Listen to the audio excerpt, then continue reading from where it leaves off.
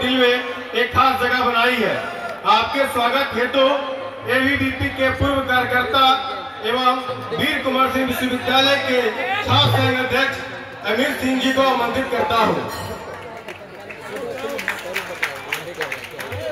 भारत माता की, भारत माता की, वंदे वंदे वंदे, भारत माता की।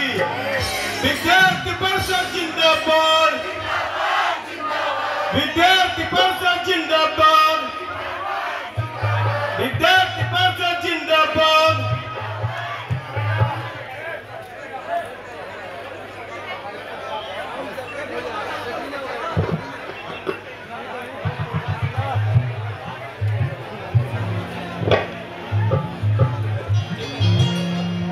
आप हैं निक्की राज जी, आप भोजपुरी जगत के प्रसिद्ध कलाकार हैं।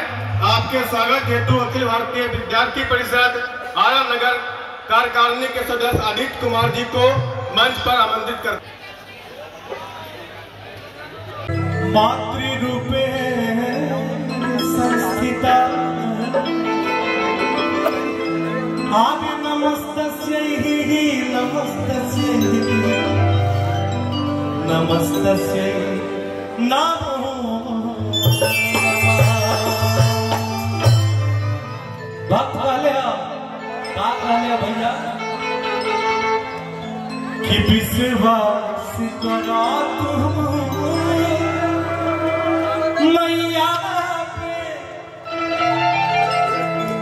हो विश्वास करो तुम मैया पे, क्यों है पार लगे है मैया। माई को विश्वास करी वह नैया के पार लगे हैं। आपने के बीच में देखिए इतना बढ़िया संयोग बा कि गाना हम लोग सबको सुनावे जाता नहीं। आए गाना के जो लिखले बा बड़े भी आर पंकज जी जे बानी, अब म्यूजिक जो अंजनी भैया बने बनी जे बानी, एक बार जोरदार ताली होने की चाहिए। आरा के धरती से है और एक बार सब खुशखबरी देता नहीं कि आरा के धरती के हमार बड़ भाई हमार द्रोणाचार्य हम करे कलव्य बड़े भैया पवन सिंह जी हमारे साथे फिल्म होता, फिल्म के नाम बा साहबा।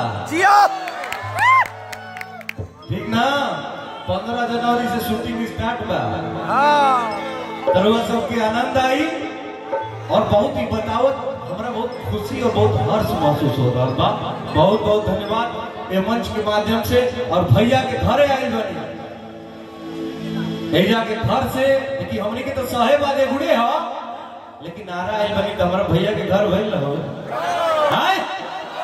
एगो बात कह दनी, आग्रह बा, अनुरोध बा, रिक्वेस्ट बा कि जब भैया हो कहब ना तो खाली प्यार से का हो बोलिया जाए, भैया हो। वाह तो कले अब हम कि विश्वास करो मैया पे, हो है प्यार लगे है नैया के, कि विश्वास करो मैया पे, हो है प्यार लगे है नैया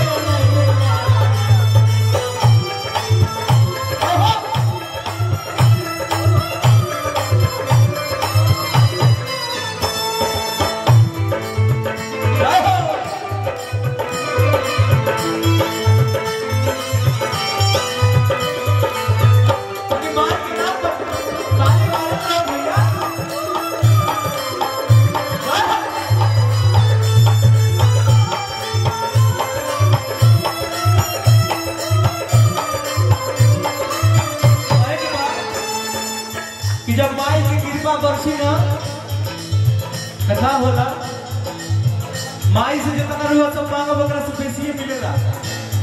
हम अपन जीवन के बात बताओ तनी। हम पापा हमारे जन्म में रोहतास जिला में करघर गांव में भइल बा। पिताजी हमारे बहुत छोट को बनारस लेके चल गए। ओहिजा से जब हमनी के गाँव में रही जा तब वो नवरात्र में 9 दिन जाके हमार माई, हम बहुत छोट रही, माई पापा रहस लोग 9 दिन विंध्याचल। और उसके बाद जब हम बड़ भइनी तो माई के दुआरी अक्सरे जाए लगने। भैया